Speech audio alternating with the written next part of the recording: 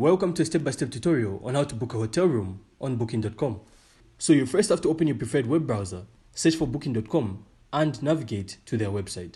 Then in the search bar, you can then type in the city or specific location where you would like to stay. Also choose your desired check-in and check-out dates. Then finally, specify the number of adults and children who will be staying. And once you're all done, you can then tap the search button to view all the available hotels. And once you found the hotel you like, you can then select the room type that suits your needs and budget.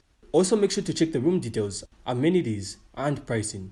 And once that's all done, you then have to tap the Book Now button, then provide your name, contact information, and payment details, as well as reviewing all the information to confirm your booking. So that's simply how to book a hotel room on booking.com.